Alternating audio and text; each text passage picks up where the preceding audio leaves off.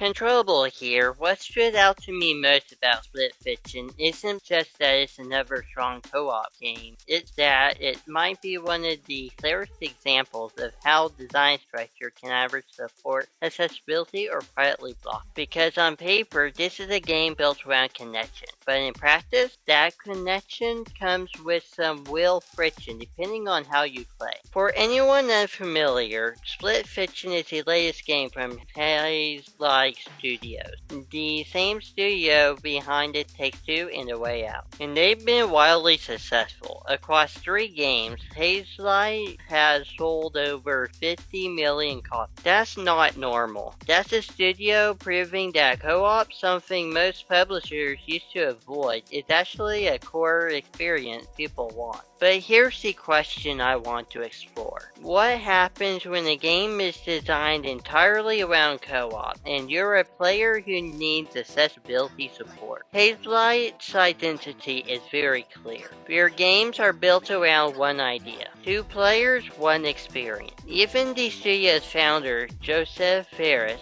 has said co-op is part of their DNA. And Split Fiction doubles down on that. You're constantly switching between sci-fi and fantasy worlds, solving puzzles together, reacting together, progressing together. On the design level, it's impressive. The pacing is fast, the variety is constant, ideas don't overstay their welcome. From a player experience standpoint, that creates momentum. You're always moving forward. But here's the trade-off. That same speed and reliance on coordination can become a barrier. This is where I always come back to the same idea. Accessibility isn't just about settings, it's structure. And Split Fiction is a perfect case study. Let's break it down. 1 is cognitive load. You're not just playing your own character, you're also tracking your partner. That means 2 perspectives, 2 sets of mechanics, constant communication. For some players that's engaging.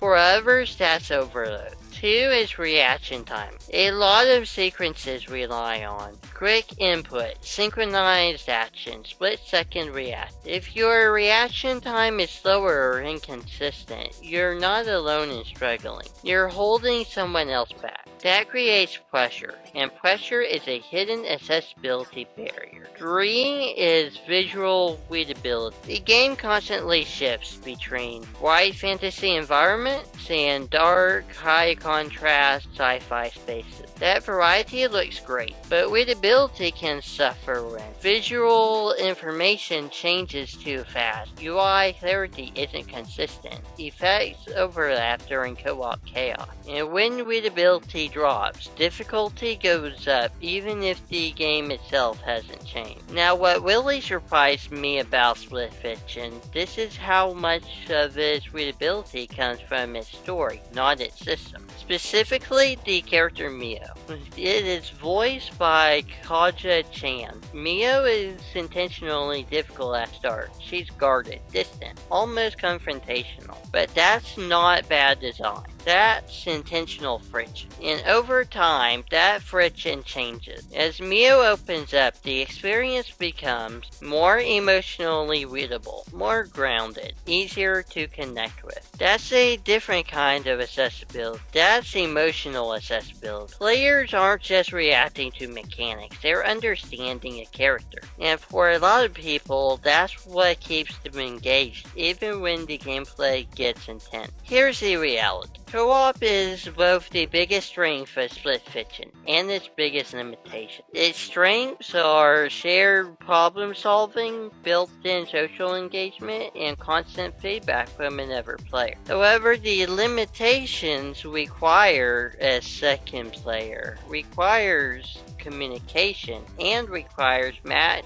pacing, and ability. Even with systems like Friend Pass, where only one person needs to own the game, the design itself still assumes 2 people fully engaged and at the same level of interaction. And that's not always realistic, especially for disabled players. What Hazelight is doing matters. They prove co-op only games can succeed. Creative risk can pay off. co-op. Design-first thinking still works in AAA space, and Split Fiction continues that. Even if it's currently behind It Takes Two in total sales, it's still sold million, critically praised, and award nominated. And importantly, still being discovered, which means its long-term impact might not be clear yet. So here's where I land with Split Fiction. It's not just a co-op game, it's a design statement. It shows how powerful structure, pacing, and shared experience can be when they all align. But it